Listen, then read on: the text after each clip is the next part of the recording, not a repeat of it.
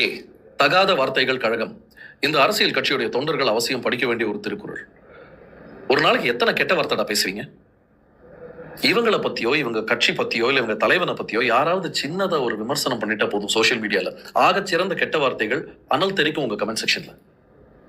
அது என்ன மாதிரி வார்த்தைகள்?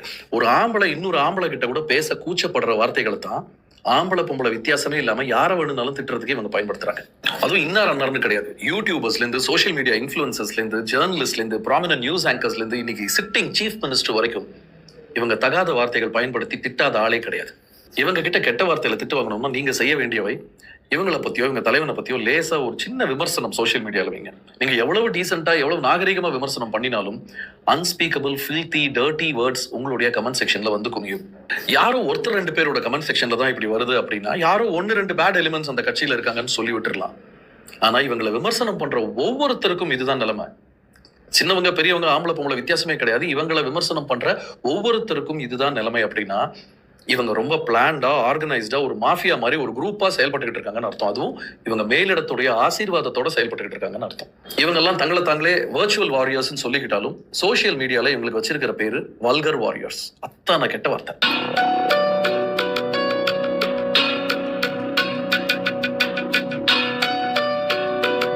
இவங்களுடைய ஃபார்முலா ரொம்ப சிம்பிள். இந்த மாதிரி barrage of bad words use பண்ணி திட்டுனா அந்த விமர்சனம் வைக்கிறவங்க பயப்படுவாங்க. எஸ்பெஷலி டீசென்டா இருக்கிறவங்க இனிமேல் இவங்களை பத்தியே பேச மாட்டாங்க அப்படிங்கிற ஒரு ஐடியால தான் இதை செஞ்சுக்கிட்டு இருக்காங்க. ஆனா இன் ரியாலிட்டி இவங்க ஆக்சுவலா அசிங்கப்படுத்துறது அந்த விமர்சனம் பண்ணவங்களை இல்ல, இந்த கட்சியையும் அந்த கட்சியுடைய தலைவனுடைய இமேஜையும் தான் இவங்க அசிங்கப்படுத்திக்கிட்டு இருக்காங்கன்றதை இவங்களுக்கு யார் புரிய வைக்கிறது?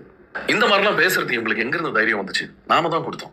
திரும்ப பேசினா அசிங்கம், சாக்கடையில கல்லு விட்டு எரிஞ்சோம்னா அது நம்ம மேலதான் தெரிக்கும். அதனால இது அசிங்கம்னு சொல்லி நம்ம கடந்து போறோம் தெரியுமா? அதுதான் இவங்களுக்கு மிகப்பெரிய அட்வான்டேஜா போச்சு. எல்லாரையும் திட்ட ஆரம்பிச்சாங்க. இவங்க தலைமையோ மேலிடமோ இவங்களை கண்டிக்கிறது விடுங்க, கண்டுக்க கூட இல்லை அப்படிங்கிறது இவங்களுக்கு இன்னும் அதிக தைரியத்தை கொடுத்துச்சு. சோ சாதாரண சாமானிய மக்களை திட்ட ஆரம்பிச்சதுல இருந்து கொஞ்சம் கொஞ்சமா கிராஜுவேட் ஆகி இன்னைக்கு சொசைட்டில புகழோட பெயரோட இருக்கக்கூடிய பெரிய மனுஷங்களையும் இவங்க திட்ட ஆரம்பிச்சிருக்காங்க. இதுல அவங்க தலைவரோட மனைவியை கூட அவங்க விட்டு வைக்கல.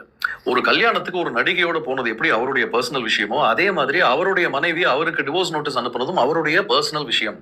இவங்களுக்கு அது தேவையில்லை. But they didn't spare her either. நேத்து வரைக்கும் அண்ணின்னு மரியாதையா கூப்பிட்டுக்கிட்டு இருந்த ஒரு பெண்மணிய இன்னைக்கு காதுல கேட்க முடியாத அளவுக்கு தகாத வார்த்தைகளால இஷ்டத்துக்கு சோசியல் மீடியால திட்டிக்கிட்டு இருக்காங்க. அதுக்கும் பேசாமலே இருந்திருக்காரு அவங்களோட அந்த கண்ணிய தலைவர். சோ இப்ப நாங்க யாரை வேணாலும் திட்டலாம், தைரியம் வருமா இல்லையா? எதுவுமே சொல்லல.